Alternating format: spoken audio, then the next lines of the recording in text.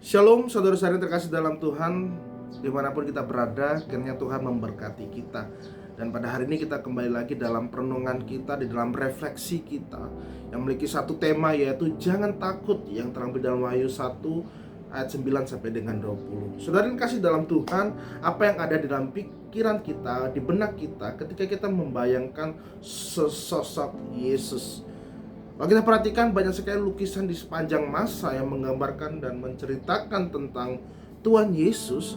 Dan kita tidak asing lagi dengan lukisan-lukisan Yesus yang sedang menggendong seekor domba, atau lukisan Yesus yang sedang duduk dengan wajah yang tersenyum dikerumuni oleh anak-anak kecil. Kelihatan kehangatannya.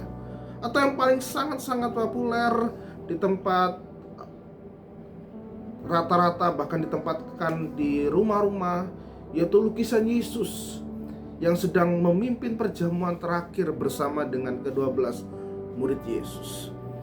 Dan kalau kita perhatikan saudara yang kasih dalam Tuhan, dari gambaran-gambaran ini kita mengenal Yesus sebagai sesosok yang begitu hangat, begitu penuh dengan kedamaian, begitu penuh dengan ketenangan. Nah, saudara kasih dalam Tuhan, namun berbeda dengan teks Wahyu ini. Bahkan Yohanes yang adalah murid yang sehari-hari sering bersama dengan Tuhan Yesus, meskipun demikian tidak pernah dicatat di dalam Alkitab ketika Yesus masih hidup Yohanes sampai tersungkur di hadapan Yesus. Mengapa sampai demikian? Nah, saudara kasih dalam Tuhan, di dalam Wahyu pasal 1 ayat 13 sampai dengan 16, saat Yohanes melihat penampakan seorang serupa anak manusia 13, dengan suatu wibawanya, dengan kemegahannya, dengan kekudusan yang sulit dilukiskan, yang membuat Yohanes yang seorang rasul besar itu sampai tersungkur di hadapan Yesus.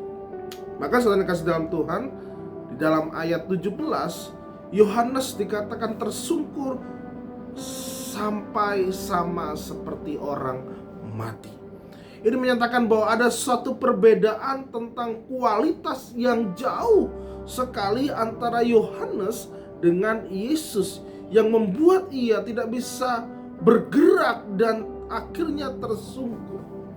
Nah, saudara kasih dalam Tuhan, peristiwa ini sangat-sangat mirip dengan kisah Yesaya, ya, saat dia mendapatkan panggilan dari Allah, di mana ia tidak sanggup berhadapan dengan Allah karena begitu kudusnya, melihat kekudusan Allah. Ya, kalau kita perhatikan dalam Yesaya pasal 6 ayat 1 sampai dengan 7.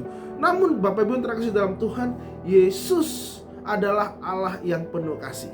Justru dia menenangkan Yohanes dengan mengatakan, jangan takut. Saudara kasih dalam Tuhan, kita bukan hanya mengenal Yesus itu sebagai Tuhan yang maha kasih, tetapi dia juga adalah Allah yang maha kudus. Ini yang seharusnya membuat kita sadar untuk kita tidak untuk main-main dengan kekudusan Tuhan. Jangan sampai hidup kita juga sembarangan sebagai orang yang sudah ditebus oleh Yesus. Mari kita camkan ini dalam setiap hati kita. Tetapi saudara yang kasih dalam Tuhan, di sisi lain kita patut bersyukur karena Yesus juga memberikan suatu ketenangan, sebab kita berada di dalam genggaman tangan Dia yang tepat. Dan Yesus memegang seluruh perjalanan hidup kita dari awal sampai akhir. Jadi pertanyaan untuk setiap kita, sudah percayakah kita 100% kepada Dia?